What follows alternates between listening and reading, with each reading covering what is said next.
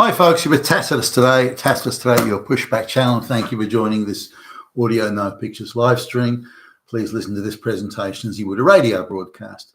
In this essay, I'd like to talk about the so-called sort of gender wars, how men and women are now, or have been now for some time, being encouraged, maybe forced is too strong a word, certainly encouraged, and there's a lot of facilitation of this for men and women to compete for the same spoils. Now, this was rare when I was a kid. Men and women weren't competing for the same things. You know, we had different roles in life, and not that there weren't some crossovers. There were, but to a large extent had different roles in life, and were different goals, different aspirations. Men wanted to, or not all, but most men wanted to, and were encouraged in this, to accept and take responsibility, whereas women were encouraged to not sort of go on the front line of responsibility taking, experiencing danger and risk and these sorts of things. So now I remember, my grandmother and my grandmother, by the way, had been a business owner, so she had probably a slightly different perspective than, say, someone who a woman who'd maybe only been a carer or a homemaker or housewife, whatever you want to call it. So, but she was, and grandparents generally and other adults took the view that, hey, young Billy Bob, you're going to take the responsibility. You're going to be the breadwinner, bring home the bacon. It's you. And if you want your family to have a good quality of life and good standard of living, then it's up to you to bring home the bacon, and so on and so forth. And this was drilled into you really from day dot, or certainly as I recall. Now, there was no idea that men and women would be. This is probably younger. This is like before third year high school, so there was no idea that men and women would compete for the same things, as in the same jobs or the same opportunities, or that marriage would be a competition.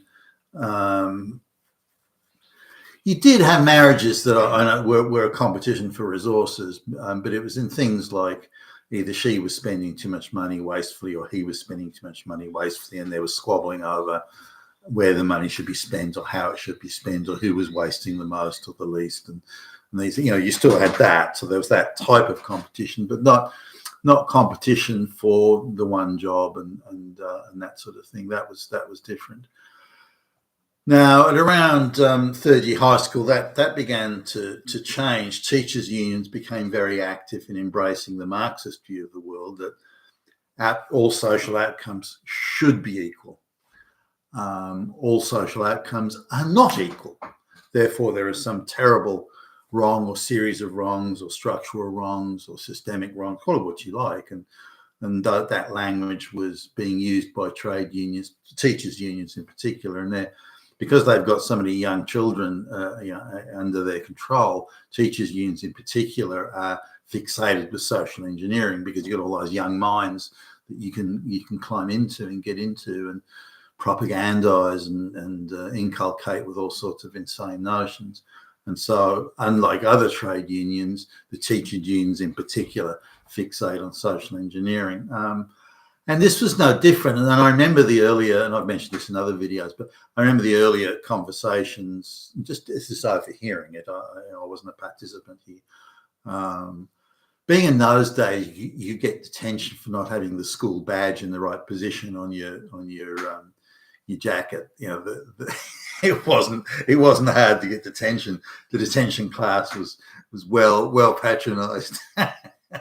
So, but the teachers' unions were at that time doing a lot of meetings. So the detention room was moved from the normal place it was, or rooms plural, into being right next to where the teachers' meeting room was. So, and on a warmer day when they'd have the windows and doors open, you could hear everything that was going on. So I was privy to some of those meetings and some of the talks about it, and they had the view, look, boys come first in every subject in school.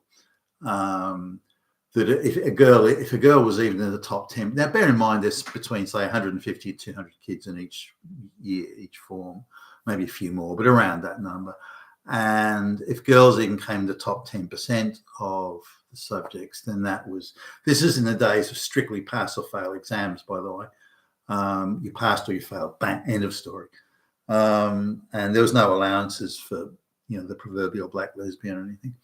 So girls would rarely come in the top 10%. Occasionally, like say in poetry or something, a girl would come in the top 10. And this was such a rare event, it would be announced to the assembled school. You've got 1,000 kids all in the quadrangle there, and it would be announced that Billie Jean came 8th in the song, and there'd be an intake of breath. It was such a shock. That's how rare it was.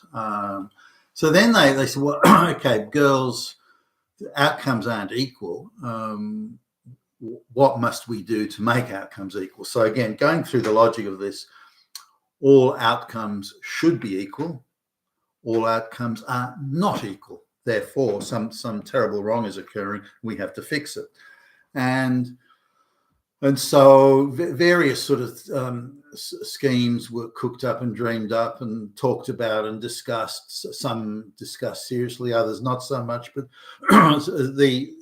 in very Marxist and trade union type speak, the teachers were talking then about, well, girls are prevented from coming first or coming, the outcomes are not equal because girls are prevented. Girls are told that you're only going to be baby making housewives and that's it.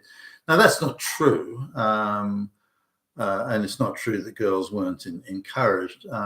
Girls were not held to a high standard. But that doesn't translate into not being encouraged or helped or assisted. They had exactly the same course lessons as everybody else. They had access to exactly the same books. Their parents had exactly the same access to private tutoring if they wanted it. Girls, teachers offered to stay back after school to give extra study or remedial classes. Girls had all access to all of that. So there was no difference, everyone. So the argument then says, well, society socially isn't encouraging girls as much. Now, encouragement is different from holding to a higher standard. So if Billy Bob handed in his assignment on such and such, then and he was a day late, then the teacher would say, well, Billy Bob, I'm not accepting your assignment, you're a day late. Or if Billy Bob could have done better, the teacher would say, listen, Billy Bob, I expected more of you here. This assignment you've handed in is not very good or not good enough. There's no information about such and such. You haven't included information about this, that, or the next thing. So I'm marking you down this assignment. And he'd tear into Billy Bob saying, look, Billy Bob, you've got to do better. You can do better. I know you can. So now, whereas the girls would be different. If the girls did hand the assignment in a day late, the teacher would go, oh, okay, then, So the girls weren't held to the same standard. And if a girl handed in an assignment that was half-assed and poor quality, it was, oh, well, okay, And if the teacher did start dressing down Billie Jean in the class or Katie Jane or something, and then Katie Jane would cry, and so the teacher would, oh, all right then, So there was this, and then even back then, girls knew this straight away, that I'll cry, and then the stress and the pressure they're putting me under will just go away like magic. And so this idea, girls had access to exactly the same things as the boys did. So this idea that unequal outcomes were as a result of differences in availability of information or study materials or support or literature or this or that. If I went into the school library in second or third year, in third year, the school I was at then had an excellent library, by the way. You'd be lucky to see any girls in there. One or two, but it'd be nearly all boys. But everyone had access to that library. So So this idea that the girls were being prevented or there were some obstacles put in the way, be they societal or otherwise, that was always bullshit, always bullshit.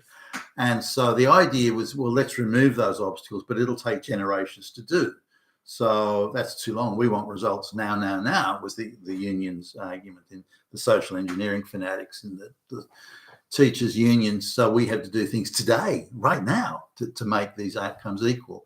And this is where they began with either soft marking girls or giving girls. So they effectively agreed to give every girl in certain subjects, I think like the more the humanities related, like say English or history and those sorts of subjects, poetry and whatever, they said, we'll give the girls an automatic 50%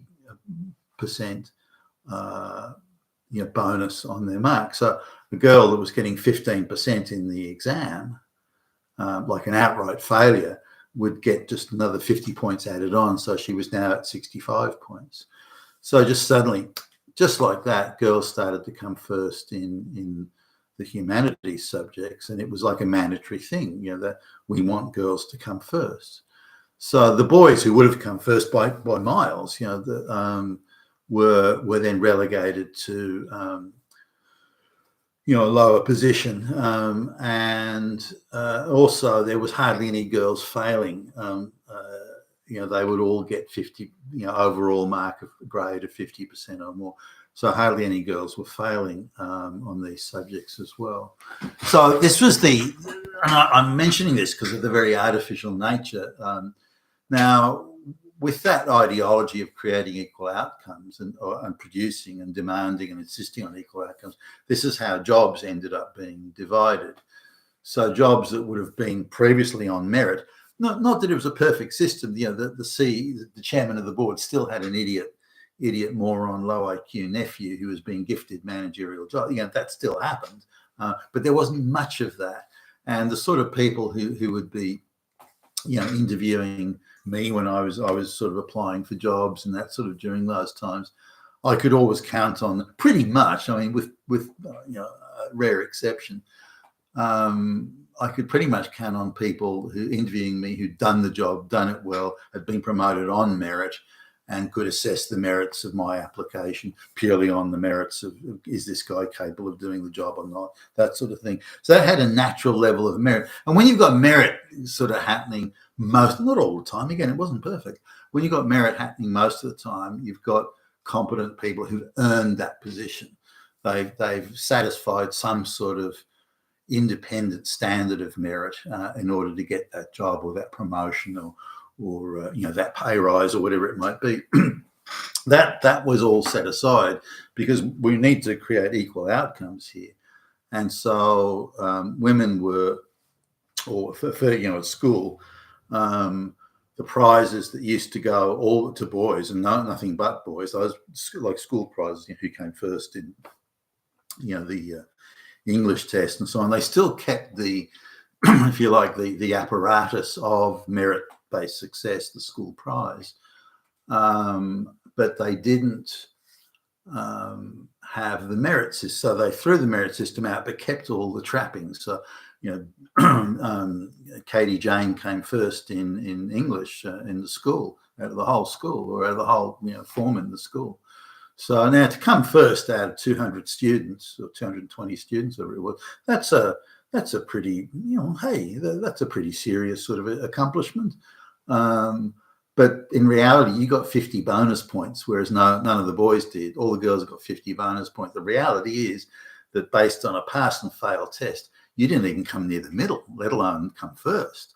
And so these gifts have been given out, but the accolades were distributed on the basis that where you're pretending it was still merit, and it was all a pretense. It was all an artifice, and this crept in even more so to school as time went on. I went. I've mentioned this before. I went to pick up my son from school one day, and I had to wait, and so I sat there outside the building where the principal's office and whatnot and everything is, and and there was a sports field right next to it, and there was a very leftist female teacher there. This was, they were like all 10-year-olds or something. And the teacher had these little, fairy asthmatic, little skinny, boys that looked like they were all in terrible ill health, and playing football with big burly girls. And the teacher had, obviously artificially set this up in order to, and it's about giving girls confidence that they can beat boys. But again, this is all artificial. These big burly, sporty, fit-looking girls, these puny little emaciated little boys, just so they can give the girls confidence. I mean, do you need to go to this level of artifice? And anyway, the boys was still winning football. I remember with this scrawny little boy, he got the ball and he was tearing along at 1 million miles an hour. And the teacher, the female teacher, then still it wasn't enough. Said, "Oh, come on, boys! Can't you just let the girls win?" And that to me summed up the the ideology sort of underpinning this. We stack the deck in favour of the girls, and the boys still win. I mean, for goodness sakes. So this permeated then into, of course, the workforce, where in order that, but again, it was a forced equal outcome thing. We have to have 50% of the jobs have to be given to girls. So the standards of merit just declined and declined and declined. Now, the standard of merit for a job that's still for straight white males, and particularly if it's a performance-related role, that still has some merit in it. But otherwise, no. I've met people. There's a big brand name company, American company, and they decided they had to have a Asia Pacific VP of sales, and had to go to a woman. And I met the woman. I wouldn't employ her to sweep the floor. She's not even a trainee sales representative for business development. I mean, talk about low standards. And the sense of entitlement. So with lower standards of merit came a sense of entitlement. And so we've got a situation where women are being gifted jobs they haven't earned, not even close, not even remotely. And given there's no meritorious standard, the minute if merit makes a comeback, then hardly any of these women will have any of these jobs. But because merit's been removed, then it's much easier to install people, anybody you want, in fact, minorities, women, whatever, into these jobs. So men are being denied these jobs because merit isn't. Now, so women are given these high-paid, prestigious jobs that they haven't earned, and given the tendency of women is to marry up, their requirements on the sort of man, unless they just want a flunky toy boy man, but their requirements for a man are accordingly adjusted. Now, I met a lady who was from an American company, who was the international senior vice president of something or other, and international business or some shit, and she'd been hired by some Jewish activist guy who was a flunky for one of the big venture capital firms, and she was maybe 26, 27, something like that, and her previous job had been, some low level, something like miles away from the position that she jumped about 10 rungs in the ladder. And she'd gone from $40,000 a year income to $1 million a year income. And she was sitting there telling me, oh, well, now I'm an important person. I got rid of my husband. He was suitable for me when I was making $40,000 a year, but now I'm making $1 million a year. I have to shoot for the stars. So she was, in terms of another man. So she's telling me about how she needs to find some rich, captain of industry or a British aristocrat or something, and marry them. And so she's busily, inveigling herself into that sort of social scene. but this is a common thing. The amount of women I've seen who when they're selected for, hey, let's get her, but she's only a junior receptionist. Don't care. She's female and she's brown. Put her in there, call her a vice president or a general manager or something like that. And so these women who may be living a happy, contented life, maybe they would have children, but when they get elevated to another level and they're now an important people, and they've got access to higher quality men, as in men with better education, men with more ambition, or men with better manners or sharper suits or whatever, it doesn't matter. But they will, within a short space of time, get rid of their husbands. Now, I've seen this so many times now that it's not a one-off, an aberration. So this is what happens. And but then they've got a much smaller pool of people, men to pick from if they want to again move up market. So by gifting these women jobs they haven't earned, they're now entitled, and they're swanning around with all sorts of nose in the air pretensions, and they're really not available anymore on the the marriage procreation market. Then add to this now the divorces, where again competition is encouraged here. You leave it. You want equal outcomes. You leave that asshole motherfucker there, and then you can get free house, and you can get the children, you get alimony, you get this, you get that, you get everything. It's all yours. So why don't you leave? Why do I put up with him? I mean, if he burns the toast for breakfast in the morning, you leave that asshole. Okay, don't you put up with that crap. Remember, you'll get everything and so on. So this has created levels of competition, not simply for jobs, and resources generally, but for competition within marriages. It doesn't exist. If he wants to drive the car and you feel like driving the car, and he drives the car, that means he's oppressing you. He is oppressing you. That motherfucker, he's a Nazi, and so on. So this has created attitudes of competition for resources and competition for imagined ideologically sort of contrived social power. And this competition has affected gender relations in a number of ways. Now, because people don't want to make any long-term commitment, or many don't, then this hookup culture has become an issue as well. And there are allegations that people have between 50 and 100 sexual encounters before they're age 30. I haven't had 100 sexual encounters in my whole life, for goodness sakes. And I was a pretty active guy in the dating scene. So when we look at this competition for resources, what it means is resources are being badly spent, and they're being badly allocated, like in a communist Marxist centrally planned society, because we must have so many minorities in prestigious, well-paid jobs. And well, we can't do that because they won't meet the standard. So abolish the standard. Hey, problem solved. So this has created all sorts of competition, misallocation, bad, as in unproductive allocation, or just all-around bad allocation of resources. If you're paying someone the $1 million salary and they're absolutely useless, and yet you wouldn't, they couldn't sweep the floor without screwing it up, then you're misallocating the resources. And so this has wider implications than simply competition for jobs.